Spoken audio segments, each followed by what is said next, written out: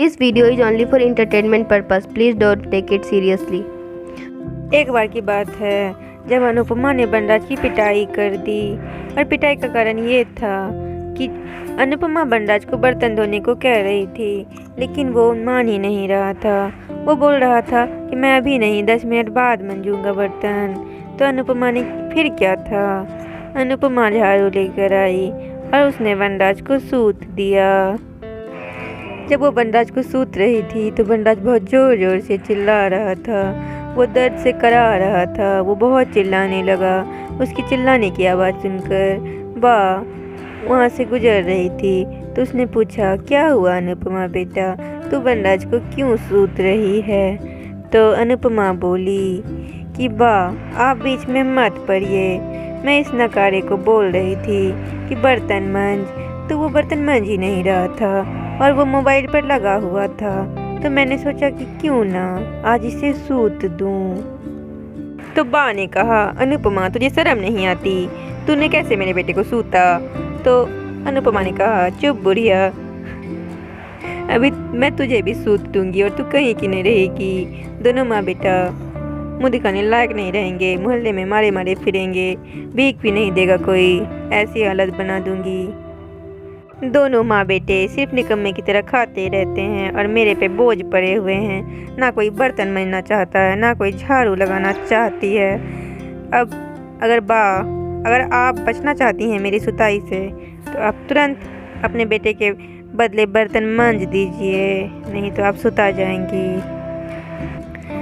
अनुपमा की बातें सुनकर बा और बनराज बहुत रोने लगे, लेकिन वो करते भी क्या, उनके पास कोई करने को काम भी नहीं था। तो अनुपमा कमा के लाती थी और वो दोनों खाते थे, इसीलिए उन्होंने सोचा कि क्यों ना मैं बर्तन मांज ही दूँ। बर्तन मांजने में आखिर में जाता ही क्या है, 10 मिनट तो लगते हैं। फिर दोनों बर्तन मांजने पर लग गए और उन्होंने रसोई में थोड़ा मोड़ा जो काम बचा था वो दोनों ने कर दिया। फिर भी उन्हें बहुत ज़्यादा फटकार ही मिलती क्योंकि वो लोग कोई काम नहीं करते थे। अनुपमा भी बनराज की वजह से दिन भर परेशान रहती। वो ये सोचती कि ये कुछ करता क्यों नहीं है, क्या मैं ही इसके बदले काम करती रहूँगी? फिर उसने सोचा कि क्यों ना मैं ही इसका कोई काम पकड़वा दूँ।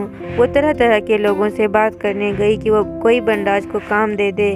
तो एक काम मिला जो झाड़ू लगाने वाला काम था, तो वो मान गई। सोची कि वो घर में नकारा पड़ा रहता है, इससे अच्छा झाड़ू ही लगा ले। जब वो बनराज को बोलने गई कि उसे झाड़ू लगाने वाला काम मिला है तो बनराज ने साफ इनकार कर दिया कि वो झाड़ू लगाने वाला काम नहीं करेगा। फिर क्या था, फिर उसकी सुताई हो गई, क्योंकि जब वो घर में नकारा पड़ा रहता है तो झाड़ू कौन लगाएगा। जब सुताई हुई तब वो जाके तैयार हुआ कि वो झाड़ू लगाने वाला काम करेगा। अगले दिन वो सोया हुआ था। अनुपमा ने उसे जगाने की कोशिश की, लेकिन वो घोड़े बेचकर सो रहा था। फिर क्या था,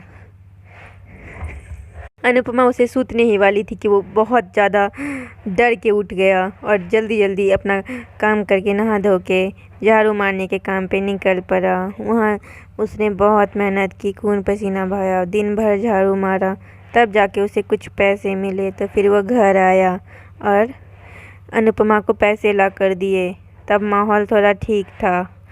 यही हाल होता है जब कोई नकारा घर में बैठा रहता है।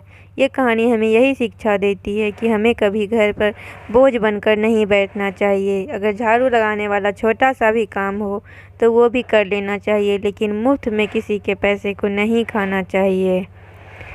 आज का सवाल ये है कि अनुपमा ने बनराज की सुताई क्यों की थी? अपना जवाब कमेंट बॉक्स में ज़रूर लिखें।